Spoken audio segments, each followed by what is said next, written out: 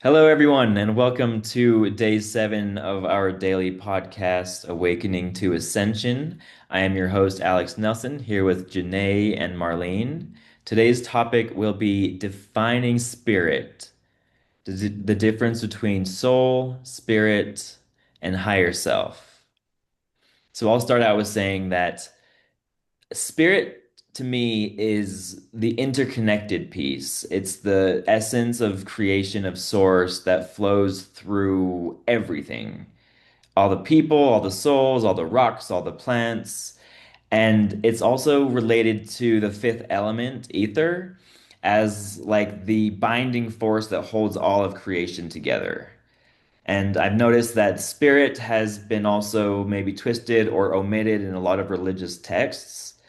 I think in the religion I was raised with, they might refer to it as the Holy Spirit, but that's more of like a communicative, intuitive, conscious or conscience-ness that like tells you between right and wrong. But that's just my thoughts on it. Janae?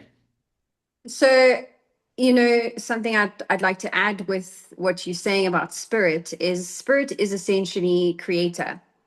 Like you say, it's the all being. It's all within us.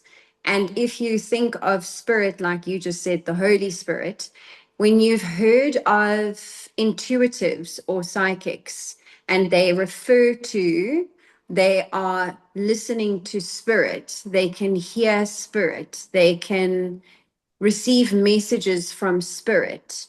That spirit, in essence, can be many derivatives. So it could be your angelic spirit, so your angelic realms. It could be your ancestral spirit, which are your ancestors. It could be your animal spirit, the animal spirit that is connected to you in this lifetime and has been connected in many lifetimes. So spirit is essentially the vastness of creation, like you say, all living beings and living beings being in the ether, in the realms that some and most aren't able to see with their eyes. Yes, Marlene? So I would add to that and say that it's the infinite source of life, encapsulating what both of you have actually said. And I guess if we look at it like that, then it is that thing. It's like the ocean that is all encompassing, and the ocean just flows in and out of everything as well. And the ocean of life holds all the animals, all the fish, all the coral, the everything. So the infinite source of life actually is the most magnificent that everything and everyone draws from. It just kind of flows into everything and just is. Janae. And when you said the ocean, the infinite ocean, Yes. it is us, because I think many forget everything is energy. We are energetic beings. Yes, we have this human form that you see in the three-dimensional, like eye sight, but we are made up of 70% water, and the earth is made up of just as much, like we are water. It is water. That is the connecting force and element that is spirit as well. Yes, Alex, I I wanted to also love say so. Yeah. I love the ocean analogy. It's like the ocean is spirit, like source, right? And then as we separate ourselves from source, like the soul is like the raindrop, right? So like you separate, like we're still water and we're still part of everything, but this is just like an experience that we have that's separate. And then so like our soul as like down here on earth is like our individual sovereignty, right? And when you disconnect from the oversoul, which is like source, everything still. And then I like to think of the higher self as, I guess, in this analogy of like the ocean and rain, is like the gravity. It's like whatever guides you back to source. So with like my higher self, it gets he, it, she, whatever gets real loud when I'm really far away, like off my path, right? Like it's almost like they're yelling at me, like Alex, stop doing what you're doing, do something different. Janae?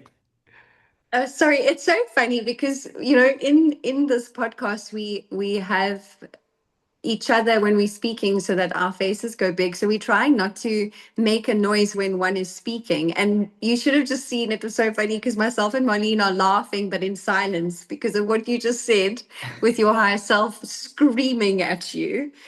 But I wanted to just add with regards to your soul. So when you've heard of that saying as well, it's a soul contract. We come here to serve our soul contract. So spirit in essence is all, and our soul, like Alex has explained, is that separation from the ocean. And our souls are coming to live this human experience. And we have, and Melissa mentioned it in a previous episode about reincarnating, we have reincarnated. So we have lived so many past lives. Our soul has had many vessels, and not only on earth, and I can go extremely far-fetched right now, but the soul is actually our essence. It's who we have come here to be. And with that, we are then also all connected like a spider web so that we make up spirit, because essentially spirit, soul, and higher self is all one. Yes, Marlene. And so for me, I would, again, encapsulating what both of you have said, is to say that the soul is actually the student. And so if you think about it in terms of the soul coming down here to become, um, or we are the student, then we have the ocean, the infinite source of life as spirit. And then the higher self is actually, if you'd agree, the teacher, because that is the word that what Alex was kind of like saying is like, this that they put him into his place and say, no, you're not supposed to be doing that. You must do this. Doesn't the teacher do that? The teacher steps in and says, that's just not cool. Get back in line. Come now. Do this. No. So yes, that's my And analogy to add right now. and the higher self is essentially separating, the like, no, you don't get to do that. The higher self is trying to separate our ego from our soul, to detach. So that's when, Alex, you like, they screaming at me because I'm not in alignment, I'm misaligned. And it's because you are leading from an ego base, not soul space. Yes, you wanted to say Yeah, something? yeah, no, that's exactly, yeah. So okay, so I love that analogy and you tied it in so well. So as like when we're in the ocean, we're with spirit, we have ultimate knowledge, right? Because like we're one with God or creator, whatever you want to call it. And in order to learn the most, we have to forget all that stuff, right? So that's where like the veil comes into play. So as we separate from source, we get into our own bodies, put our soul into the body, and we learn a lot because we don't remember anything. And along with that remembrance might serve the ego being like, oh, I'm an eternal being. I'm amazing. I don't need to do any work. I don't have to struggle. I don't have to do all these things. But it's very humbling too to not remember who we are so we can get that grounded perspective and experience. But it's nice to have those teachers like our higher selves that's like, maybe we'll give you a little glimpse of who you are so like you can get over the depression or this moment of just calamity, but then you'll remember and you'll be like, "Oh, I know who I am," and then the next day I'll be gone. I'll be totally gone. And I'm like, "What? Where was that?" They're like, "You, we won't tell you, but we'll tell you which ways to kind of go." Marlene? So to add to that, I would say also that you actually have to become teachable to be the student, don't you? And if Yes. one is not teachable and you're not listening and you're not open to actually learning, then you're not going to be a very good student, are you? For the teacher who is actually trying to give you the lesson. So the student is the teachable or the not teachable one for the teacher who comes in. Janae. Ah, man, Marlene is on it tonight. Okay, so, and it's, we spoke about synchronicities yesterday, and it's so synchronistic in the way that I literally posted a video today, just a message to my online presence and community, that the message was your higher self is speaking to you, and you need to start acting like your higher self. You need to walk like them. You need to talk like them. You need to behave like them. You need to embody them, because these visions that you see, that you have this knowing, like, oh man, I know, I've seen it before, and I know I'm going to go there. It's real. It's your higher self trying to signal to you that, come on, put the shoes on, let's walk. So I find it so amazing just how it's all so beautiful, this whole journey. And I'm thoroughly enjoying the conversations, and I just hope that the listeners and the viewers are enjoying it as much as we are, because Marlene's speaking about the student and the teacher, and you have to be teachable. We are students. We are here, and we're in school on earth. We are constantly learning every single day. The interactions that you have with various people, you are learning, because you are becoming better and stepping into that higher self role. So I just wanted to just give a moment of gratitude for this space that we're creating, and the two of you and Melissa that isn't here today. And just for those that are listening and supporting and learning, yay, welcome to Yeah. school. It's fun. Learning is fun because you just, oh man, that's great. Sorry. Yes, mommy. So if people ask me what am I, then I say I am the eternal student of the universe, because that is an all-encompassing, beautiful space of beingness. I mean, if I wasn't the eternal student, who else would I be? And if I then think of my higher self, it's like tapping into that cloud architect, the person, the consciousness who is in the cloud, because the cloud goes wherever, and I can connect to the cloud. And I'm always in touch and in tune as the eternal student of the universe. So, Alex. Yes, that's exactly right. I mean, if you look at it, like the moment you stop learning and growing is like the moment you start dying. Because if you have nothing else to learn and no room to grow, the only direction to go is to either start forgetting stuff or to, what's the opposite of growth? Decay. And it's like we, from going from a source of knowing everything, we bring ourselves all the way down here. And for those of you that have like what I would call a thick veil, where like you just don't feel or you don't have the intuition or life seems extremely difficult for you, I would say that it's because you're an advanced soul. You know, it's like every time you incarnate, it's like playing a video game. And for any gamers out there, when you play a video game, you beat level one, you want to increase the difficulty. You want to either go on to level two or like increase the difficulty so it gets more interesting. Because who wants to play level one like 100 times, right? So like those of you that are struggling so hard in life, it's because you're an experienced veteran soul, right? Like I mean, we all the same age, but you've incarnated down here on Earth maybe more frequently than others, or you've given yourself a different set of challenges that will cause you to grow even more rather than those that might just want to have a fun experience. I want to be born into wealth. I want to have everything that I want, no real struggles.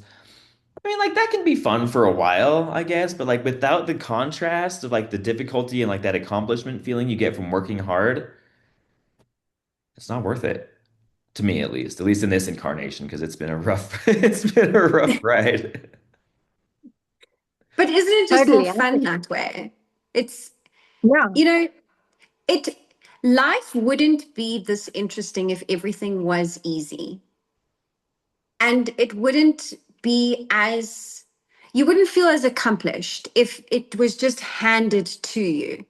You do need to feel that you've worked for it and that you've suffered for it and that you've grown from it and that you've become a better being, a better soul, a better mother, brother, sister, whoever. So it's always just becoming. You are becoming constantly. I think when things are just handed to you on a silver platter and you can just take them, they don't have the value that you can actually feel that sense of accomplishment and the sense of knowing that you actually put some skin into the game, you put your energy, you put your blood, sweat, and tears into this whole thing. I mean, it totally is so boring when everything just flows. And anyway, the ebb and flow of life doesn't allow that, does it? It's always got to be the pendulum swing from one side to the other side because the pendulum doesn't stay static for long. So, yeah, the eternal student, it's the growth, it's the expansion. And that's why we come back to do this, don't we? We don't come back here to just sit and get everything given to us. I mean, that would just so be the worst, boring, crazy thing ever. No, absolutely. Yeah, well, it's like so the from the moment you were born into this planet, like the first feeling you had was pain, right? Like childbirth is, I mean, I can't say from experience what it's like to give birth because I mean a guy, and I don't have the ability to make people. But from the time you're born, like that is like your baseline of trauma. You're like, okay, this hurts really bad. Like I'm sure it's gotta hurt getting squished. Okay, we'll not go into details. But So sorry. from that Alex, you are just, please don't give birth. And don't go into detail. We can do a separate episode about childbirth. Right, yeah, yeah, yeah. Well, the point is that you come into the world feeling pain. Pain is like one of the first feelings you get, and then that allows you to enjoy pleasure on the opposite side of the spectrum, right? Because if you never had the pain, you'd have nothing to compare it to, whether something feels good or feels bad. So in that sense, pain itself is a great teacher. It is necessary to gain the perspective of what pleasure can feel like. But a lot of us have suffered so much already. And within the first, like every 7 years, if you stick to a belief, that calcifies and crystallizes in your brain, believing this is like how just life is. So if you've been suffering for a long time, you're done suffering. That's when you want to start your healing journey.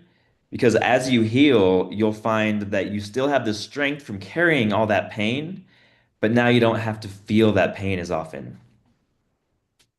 I'd also just like to add something that I'm strongly speaking about to anybody that I interact with is this healing word that gets thrown very easily out in conversation. And I just want people to understand that one is never truly healed.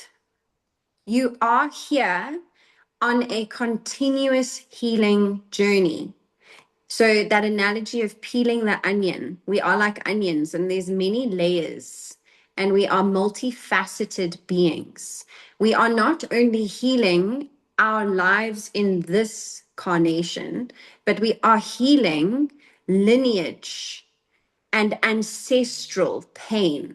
So I want people to understand that this, you do a course to become healed, and then you think, and this was me personally on my journey, I was like, oh, okay, no, I'm going to do this 30-day challenge thing and then I'm going to be healed.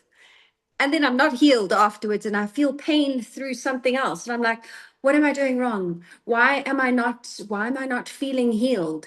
So I'm just speaking out of experience that it is an endless healing sanctuary.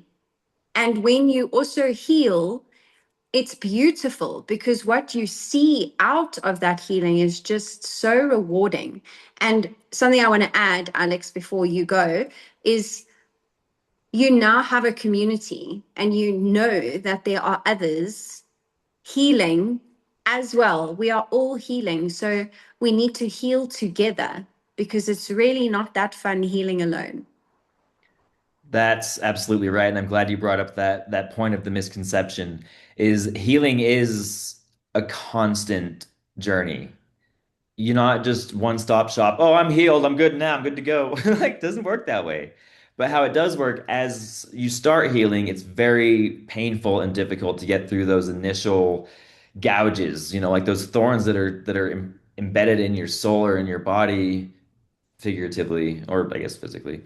Um, it's very painful to go through the healing in the beginning. But over time, you'll notice that it gets easier and easier. And on occasion, you might find your way to be able to heal and actually enjoy doing it. And to say, on top of what you said about it becoming easier, is through your healing journey. Marlene speaks of it often. She's got this toolbox and she puts all her tools in her toolbox. And because you are making this journey or the healing experiences easier and easier, is because you can open up your toolbox and take out the tool that you need to get through that experience. Because it's, okay, something that I do, and one of my tools is dancing and releasing the pain through movement.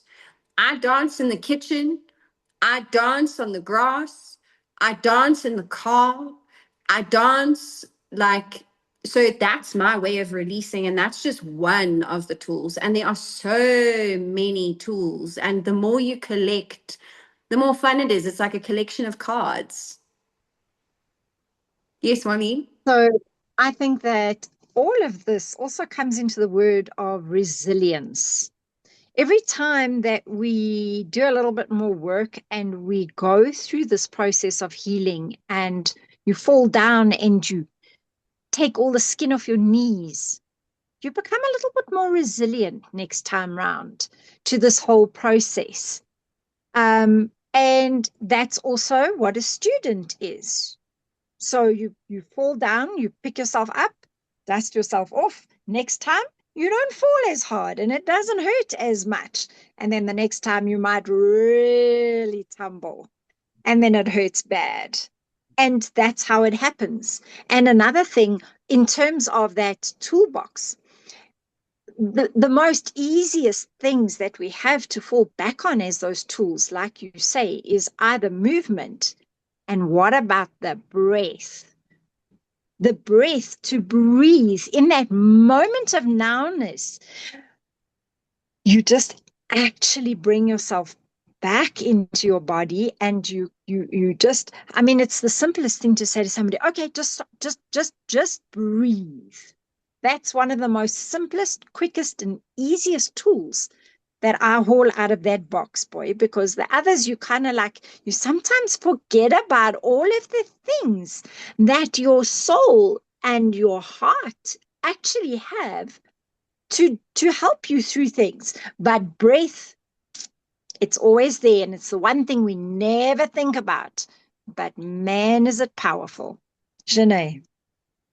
Sorry, I was just in a thought with your falling down and scraping the skin off your knee and getting back up and building that resilience. Something else as well, just in the healing journey. I know that we've now gone a little bit off topic with the soul, the spirit, and the higher self, but it is slightly aligned because now we're just a little bit on healing. But this is flow, ain't it? But just when you have, this analogy that I've used before, you're riding your bicycle and you're going up the hill, okay, and you're going do, do, do, do, do, do, do, do, and you go all the way down and you're like, woohoo, this is so fun. And your brakes don't work and you fall and you smash on the floor, your bicycle breaks, and you're like, oh man, okay. This is the resilience, okay? So you get back up and you go back up the hill and you're like, yeah, I'm gonna go again. This is gonna be great. And you do it again and it happens again. There's a difference between resilience and repetitive behavior as well. So if you're going to continue going down the hill and crashing and not learning with the tools that you've integrated into your life, you're going to keep crashing and you're not going to learn. So you need to understand that sometimes, Alex spoke about these 7-year cycles that we have, and it's a prevalent numerological number because at the age of 7, from 7 and younger is the most intense period of a human's life to learn. They are like a sponge. From 7 to 14 is when they are changing and the world is becoming different for them. From 14 to 21, they are becoming more mature, and from 21 up they are now adults. So these 7-year cycles that do continue, you just need to realize and be conscious that you don't repeat these cycles. Yes, So Marlene. 0 to 7, you're actually in the world of mom. 7 to 14, you're actually in the world of dad. And 14 to 21, you're actually in your own world where you start to become your own human soul. And that is why by the age of 18, you're kind of like starting to cut the cords, and you'll say, but I know it all. I don't need my parents. Well, yeah, because now you're coming into yourself. And by 21, when they're supposed to give you the key to the door, mhm, that's your Yeah. life. So it's first world of mom, world of dad, and then I start to create my own world. Ooh, I love that. I don't know if I've heard that one, but it makes sense. It makes sense. And Janae, thank you for tying in the healing to our topic. I'm really glad that you did that because we did start with the difference between spirit, soul, and higher self. And we got spirit as like the source, the interconnected piece. A higher self is our teacher that guides us back to source, and then our soul is our individual essence. I would love, thank you all for watching. I would like, if you like the video, please like, comment, subscribe. If you have any definitions of between soul, spirit, and higher self, drop that in the comments below. And if you have any healing advice for anyone that might see, thank you so much for watching and see you next time.